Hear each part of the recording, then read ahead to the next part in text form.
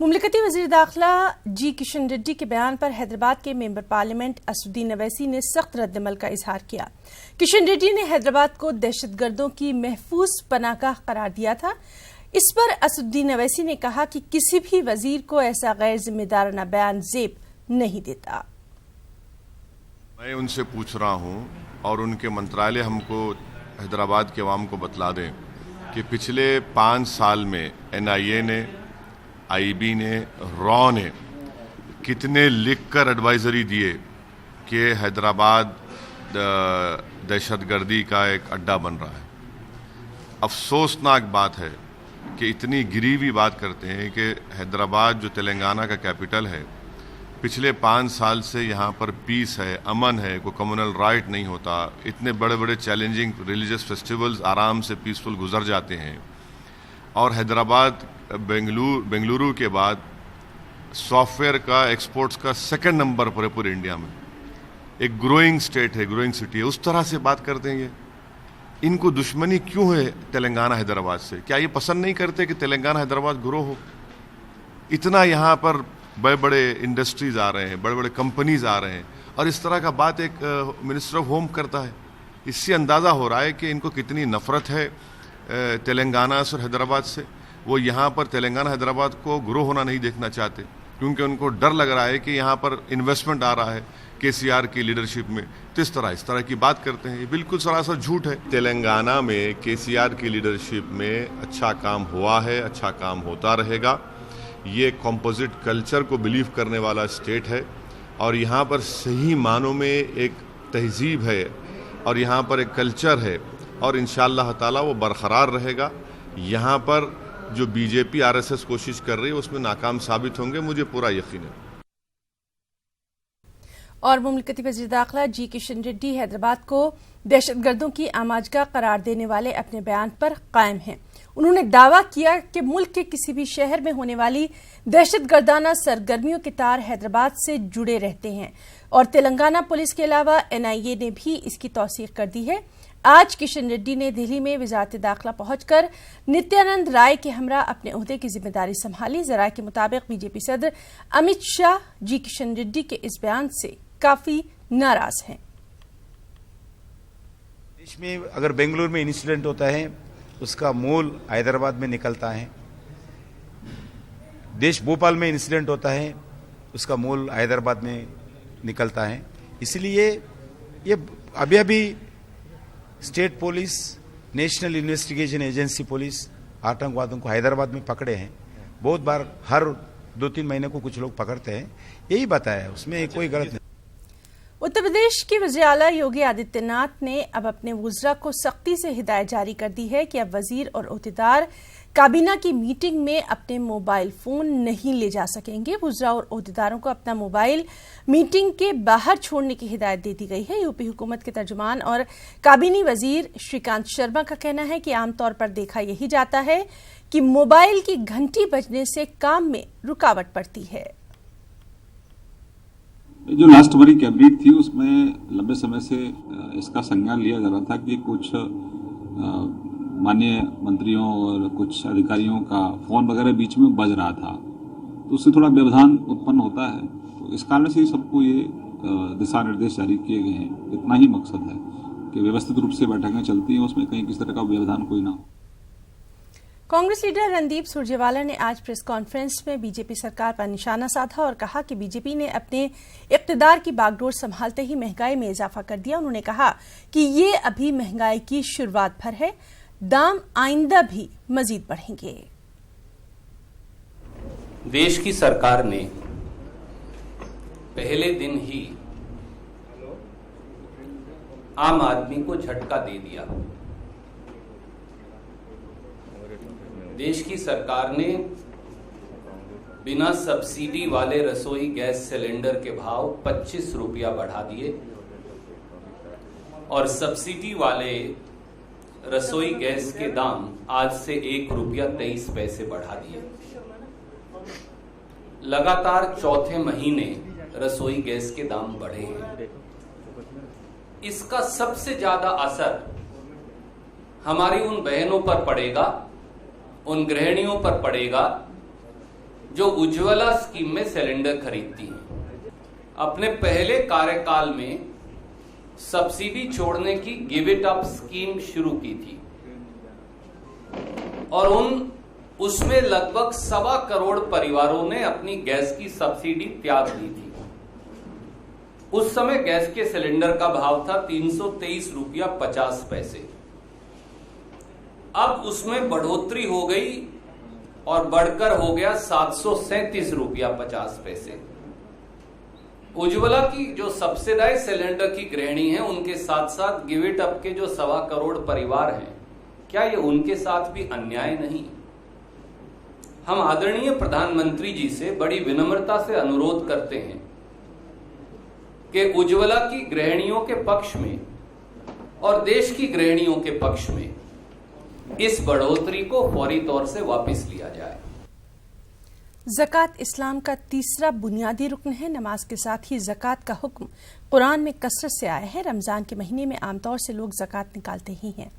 पटना का ज़कात भवन साल भर गरीब आवाम के दरमियान खुशियां बांटता है।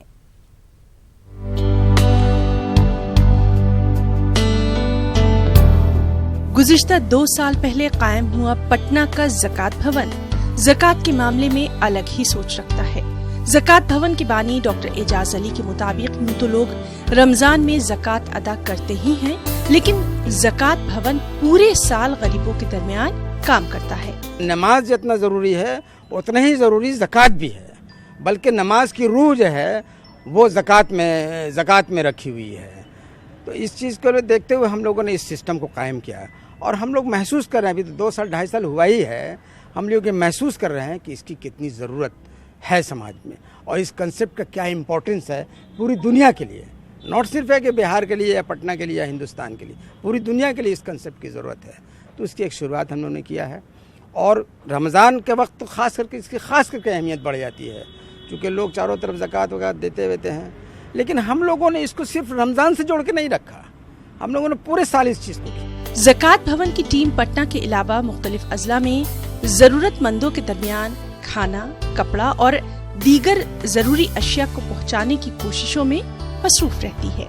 लोग अपने गाड़ी से आते हैं, कपड़ा हो, कुछ खाने का सामान हो, यहाँ रख देते हैं। हम लोग अपने गाड़ी से लेके उसको जहाँ गरीब बस्ती है, स्लम एरिया जैसे पटना हो या पटना के बाहर हो, हम लोग खुद वहाँ जाते हैं और उन गरीबों में बांट देते हैं। हम लोग जाकर के गरीब बस्ती में देते हैं, जैसे कि कमला नेहरू नगर हो गया, ताज नगर हो गया, पटना के एरिया है, वहाँ पे जाके गरीब लोग बसे हुए हैं, वहाँ पे जाके हम लोग कपड़ा है, चावल है, शादी ब्याह होता है उन लोग के बाल बच्चे को, तो हम लोग यहाँ से चावल दाल पहुँचाते हैं, चूँकि उनका काम पूरा हो जाए। ज़कात भवन का मंसूबा मुस्तक़बिल में गांव और शहरों के उन इलाकों में काम करने का है जहां हुकूमत की स्कीमें नहीं पहुंच पाती। ज़कात भवन की जानिब से गरीब बस्तियों में तालीम और हुनर के मुख्तलिफ प्रोग्रामों का भी खास इंतजाम किया जाएगा। न्यूज़ 18 उर्दू के लिए पटना से महफूज आलम की रिपोर्ट। ईद की खुशियों से गरीब तबका महरूम न रह जाए, इसके लिए समाज के साहिब सरवत अफराद की जानिब से बाजारों में खास इंतजाम किए गए हैं। इलाहाबाद की अगर बात करें तो इलाहाबाद में ईद के मौके पर लगने वाले बाजार में गरीब तबके के लिए नहायत ही मुनासिब दामों पर नए कपड़े और दीगर जरूरी सामान मुहैया करवाए जा रहे हैं। एक रिपोर्ट।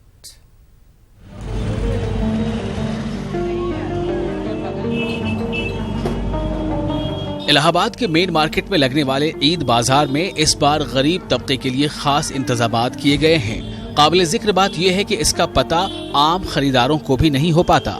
बाजार के बाज दुकानदार इसका इकरार करते हैं कि समाज के मुखय्यर अफराद ज़कात के मद में नए कपड़े बाजार में मुहैया कराते हैं ताकि मुस्तहिकीन इसका बराह रास्त फायदा उठा सकें। हम लोग जो सामान ऐसे भी बेचते हैं 150 रुपए का, तो वो ज़कात वाला आइटम है तो वो हम 125 का दे देते हैं। 100 का दे मतलब ये कि उसको कम से कम दाम में देते हैं कि भाई आप ले जा रहे हैं, गरीबों को खुद देना है तो और भी उसका पैसा कम लेते हैं हम लोग कि हमें ना हो, ले जाए, बांटा जाएगा। रमज़ान में तो आपको ऐसे ही होगी कि गरीब के लिए भी मिल जाएगा आइटम और अमीरों के लिए भी है। हर तरह के आपको बाज़ार में सामान मिलेगा जो रमज़ान के बाद आपको उस दाम में ना तो वैसा सामान मिले। ईद के मौके पर लगने वाले बाजार में सिर्फ शहर इलाहाबाद से ही नहीं बल्कि आसपास के इलाकों से भी खरीदार आते हैं। दुकानदार ऐसे खरीदारों की शनाख्त कर लेते हैं जो ज़कात के मुस्तहिक होते हैं। इस तरह इलाहाबाद और आसपास के इलाके के मुस्तहिकीन इससे फैज़याब होते हैं। चूँकि मरकज़ी हैसियत हासिल है, यहाँ सारे आइटम अवेलेबल होते हैं मार्केट में। जैसे पर्टिकुलर मॉल में सारे आइटम होते हैं तो वहाँ पे खौफ होता है कि यार यहाँ महंगा भी होता है और वो क्वालिटी नहीं देते, पर यहाँ पर सबसे बड़ा मसला ये है कि रेट बहुत सस्ते होते हैं और मार्केट के मुकाबले में, चाहे वो कटरा हो, चाहे सिविल लाइन्स हो, चाहे कोटा पारचा हो, तो उस निस्बत से यहाँ पर वो लोग आते हैं कस्टमर, और दूर दराज के पास के खित्ते से मोएमा है और प्रतापगढ़ है, उधर आपके हनुमानगंज है, इतराफ़ के लोग, काफ़ी लोग आते हैं यहाँ से। इस्लाम में ज़कात का फंड और इसकी तकसीम एक हसास मसला है। ज़कात मुस्तहिकीन तक पहुँचे, इसके लिए बाज़ अफराद की तरफ से इस तरह की कोशिशें की जा रही हैं। इसी कोशिश के तहत गरीबों तक ईद के कपड़े और दीगर सामान बाजार के जरिए पहुँचाने की पहल की गई है। न्यूज़ 18 उर्दू के लिए इलाहाबाद से मुश्ताक आमिर की रिपोर्ट। माह रमज़ान में आखिरी अशरे की शुरुआत के साथ ही ईद की खरीदारी का सिलसिला भी शुरू हो जाता है। खासतौर पर चांद रात से कबल ईद की खरीदारी के लिए खरीदारों की आमद से शहर के बाजार गुलजार हो गए हैं। मेरठ में भी इन दिनों ईद की खरीदारी के लिए लोगों में काफी जोश व खरोश देखा जा रहा है। मेरठ में सदर बाजार, लाल कृति, आबोलिन बाजार, घंटा घर और सोहराब गेट मार्केट खास बाजार हैं। माह रमजान के तीसरे अशरे की शुरुआत से ही इन बाजारों की रौनक दोबाला हो जाती है। खासतौर पर खवातीन रोजे के एहतमाम के साथ ईद की खरीदारी में भी मसरूफ हो जाती हैं। मुख्तलिफ किस्म के लेडीज सूट, चूड़ी, सैंडल और ज्वेलरी के साथ मर्दों के लिए दुकानें सज जाती हैं। मार्केट में देखिए हर तरीके का ही सामान है। जिस हिसाब से हम निकले हैं, बच्चों के जूते चप्पल हैं, कपड़े हैं, घर के कर्टन है, इसी पर्पज से, और सब बेस्ट ही है मार्केट में। अल्लाह में हिम्मत भी दे रहा है हमें, ऐसे मौसम में हम आ रहे हैं, गर्मी बहुत ज़्यादा पड़ रही है, मगर ये सब अल्लाह की ताकत है हमारे उधर के, हम दोनों काम कर रहे हैं, रोजे भी रख रहे हैं और शॉपिंग भी कर रहे हैं बच्चों के लिए। करीब क्या निकले हो खरीदने, और ईद की क्या कैसे तैयारी कर रहे हो? शॉपिंग करने, shoes, jeans, T shirt, shirt.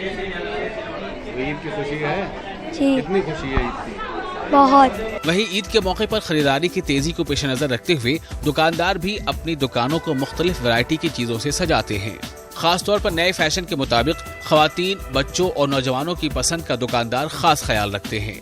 Full variety है और ग्राहक अब तैयारी में है, ग्राहक भी खरीद रहा है, फुल वैरायटी है हमारे यहाँ। अब तो हम 2 बजे तक बैठे हैं, रात को 2 बजे तक जा रहे हैं। आपने देखा मार्केट में इतना ग्राहक चल रहा है, काफ़ी मार्केट में उठान है, कपड़े की भी और चीज़ की भी। इस टाइम तो अगर आप कपड़े में देखें तो ज़्यादातर स्ट्रेट सूट चलते हैं, फ्रॉकें चलती हैं, और ये पैंट वगैरह, प्लाजो, लूजिंग वगैरह ये सब चलती है। रौनक बढ़िया है और लोग दिल खोल करके पैसा खर्च कर रहे हैं और सौहार्द के साथ जो है त्योहार मना रहे हैं, और व्यापार के माल में व्यापार अच्छा है। जैसे दिवाली की रौनक है वैसे ईद की भी रौनक है। बाजार की रौनक त्योहार की खरीदारी से नजर आती है और लोग जोर शोर से ईद की खरीदारी कर रहे हैं। न्यूज़ 18 उर्दू के लिए मेरठ से तंजीर अंसार की रिपोर्ट। रमजान के महीने में पटना में सबसे ज्यादा रौनक शीर चाय की दुकानों पर नजर आ रही है। रोजेदार इफ्तार के बाद शीर चाय का रुख करते हैं। पटना के मकामी लोग भी रमजान में खासतौर से तैयार होने वाली शीर चाय का ही मजा लेते हैं। रमजान की खरीदारी में लगी खवातीन भी बाजार से शीर चाय पीकर ही घरों को लौटती हैं। शीर चाय बनाने में तकरीबन 7 से 8 घंटे का वक्त लगता है। कश्मीरी पत्ती और ड्राई फ्रूट से शीर चाय तैयार की जाती है। कहते हैं कि 1962 में शीर चाय पहली बार बनी थी। पटना के वक्त मार्केट में गफ्फार उस्ताद ने पहली बार इस चाय को बनाया और 1972 तक ये चाय सिर्फ वही बनाते रहे। रोजेदारों के दरमियान इस चाय की मकबूलियत की वजह से अब पटना के हर मोहल्ले में शीर चाय बासानी दस्तयाब है। रमजान के महीने में शीर चाय का खास एहतमाम किया जाता है। पटना के सब्जी बाग के इलाके में शीर चाय पीने दूर दूर से लोग आते हैं। इसका टेस्ट मुझे अच्छा लगता है। जो नॉर्मल चाय मतलब पर डे हम लोग पीते हैं उससे काफ़ी चेंज रहता है इसका टेस्ट, और स्पेशली ये रमज़ान के टाइम ही आता है ना, तो अच्छा लगता है कि हाँ चलो, एक तो यहाँ का माहौल भी अच्छा रहता है। एक्चुअली कलर पसंद रहता है, ऑर्डिनरी चाय के हिसाब से चाय का कलर थोड़ा अच्छा लगता है। टेस्ट भी जैसे मैंने कहा कि ये ऑर्डिनरी दिन में नहीं मिलता, रमज़ान में ही रहता है, तो इसलिए थोड़ा पीने चले आते हैं। टेस्ट बढ़िया रहता है, बहुत अच्छा लगता है। यौम भोपाल के मौके पर सियासी मुनाफरत फैलाने की एक बार फिर कोशिश की गई। भोपाल शहीद गेट पर मुनक़दा तकरीब में भोपाल मेयर ने जहां भोपाल के इंज़माम को हिंदू मुजाहिदीन आज़ादी की कुर्बानी का समरा करार दिया, वहीं मुस्लिम दानिश्वरों ने इसे सियासी मुनाफरत से ताबीर किया। खास रिपोर्ट।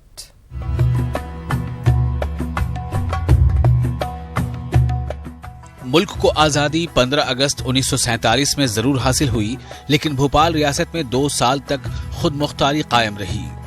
भोपाल की खुद मुख्तारी और नवाब भोपाल के खिलाफ सबसे पहले 1929 में मौलाना साहब मुजद्दिदी ने तहरीक शुरू की थी और नवाब भोपाल ने इनकी इस कोशिश के खिलाफ इन्हें भोपाल बदर कर दिया था। बाद में इस तहरीक में और लोग भी शामिल हुए और भोपाल में आला तालीम के इदारे कायम करने के साथ रियासत भोपाल के लोगों को भोपाल स्टेट की मुलाजमत में जगह देने का मुतालबा जारी रहा। नवाब भोपाल के खिलाफ तहरीक में सभी कौमों के लोग शामिल थे। यौम भोपाल के मौके पर शहीद गेट पर मुनक़दा तकरीब से खिताब करते हुए भोपाल मेयर आलोक शर्मा ने इंज़माम भोपाल में शामिल हिंदू मुजाहिदीन के नाम तो लिए, लेकिन मुस्लिम मुजाहिदीन को फरामोश करके सियासी मुनाफरत फैलाने की कोशिश की है। क्या कहते हैं भोपाल मेयर, आप भी सुनिए। भोपाल 1 जून 1949 को आज़ाद हुआ, तब से आज हमारा भोपाल 1 जून 1949 को नगर निगम भोपाल प्रतिवर्ष भोपाल का स्वतंत्रता दिवस के रूप में हम मनाते हैं। और यहाँ पे हम सभी अपने जो पूर्वज थे जिन्होंने की इस विलीनीकरण की लड़ाई लड़ी, हमारे भाई रतन कुमार जी गुप्ता, डॉक्टर शंकर दयाल जी शर्मा, उद्धव दास जी मेहता, प्रोफेसर अक्षय कुमार जैन, बालकृष्ण गुप्ता, मोहिनी देवी, बसंती देवी, ऐसे शांति देवी, इन सब का हम आज स्मरण करके पुष्पांजलि देते हैं। रियासत भोपाल में जनवरी 1722 से 31 मई 1949 तक नवाबी रियासत कायम थी। 1 जून को इंडियन यूनियन और रियासत भोपाल के बीच एग्रीमेंट हुआ और रियासत को इंडियन यूनियन में जम कर दिया गया। 1 जून 1949 से 1 नवंबर 1956 तक भोपाल पार्ट सी स्टेट के तहत काम करता रहा और जब 1 नवंबर 1956 को रियासत मध्य प्रदेश की तश्कील हुई तो भोपाल को मध्य प्रदेश की राजधानी बनाया गया। यहाँ उठने वाली तहरीकों और रियासत के इंतजाम के बारे में मुस्लिम दानिश्वर कुछ इस तरह अपने ख्यालात का इजहार करते हैं। नजरियात और उसके परवरिश करने वाले सियासी लोगों ने चलाई थी। हालांकि उसमें भोपाल के कई मुसलमान लीडर भी इन्वॉल्व हो गए थे। तर्जी मशरक़ी नूरबाज खां थे, बहुत ज़हूर हाशमी थे, इन लोगों ने भी हिस्सा लिया। सन 49 में मर्जर हुआ, भोपाल सबसे आखिर में स्टेट सरेंडर की गई, मर्जर एग्रीमेंट हुआ, सब इस तरह से अपने हुआ। उसमें सारे शामिल थे जिसमें कि शंकर दयाल शर्मा साहब, तर्जी मशरक़ी साहब, हमारे ये शाकिर अली खान साहब, इनका नाम क्यों नहीं लिया जा रहा कि ये कोशिश कर रहे थे अपने एजुकेशन की और इसको आगे बढ़ाने की। रियासत भोपाल के इंडियन यूनियन में इंजमाम से लेकर अब तक के मुस्लिम समाज के सियासी, समाजी, तालीमी और माशी जिंदगी पर नजर डालें तो हमें हर कदम पर मायूसी होती है। इंजमाम से कबल या इंजमाम के वक्त जिस भोपाल रियासत में सरकारी मुलाजमतों में मुस्लिम नुमाइंदगी का तनासुब 42% था, अब 3% है। वहीं अगर तालीमी इदारों पर नजर डालें तो आज़ादी से कबल भोपाल में 2 अक़लियती डिग्री कॉलेज थे और अब अक़लियती डिग्री कॉलेजों की तादाद शहर में 11 है। मुस्लिम ग्रेजुएट्स की तादाद में इजाफा होता जा रहा है, लेकिन मुलाजमतों में तनासुब कम से कम होता जा रहा है। माह रमज़ान का आखिरी अशरा जारी है। अब इस माह के चंद ही दिन बचे हैं और ऐसे में रोजेदारों के लिए दावत इफ्तार का सिलसिला भी खूब जारी है। न्यूज़ 18 नेटवर्क के हैदराबाद ऑफिस में भी रोजेदारों के लिए दावत इफ्तार का खास एहतमाम किया गया। ये इफ्तार पार्टी न्यूज़ 18 उर्दू की PCR टीम की तरफ से दी गई। इफ्तार की इस खास दावत में रोजेदारों के साथ साथ RFC हैदराबाद में न्यूज़ 18 के सभी चैनल से स्टाफ मेंबर्स की नुमाइंदगी रही। इस मौके पर मजहबी हम आहंगी और भाईचारे की अनोखी और खूबसूरत तस्वीर भी नजर आई। सभी की ज़बान पर यही तमन्ना थी कि ऐसा मौका बार बार आए, हर साल आए।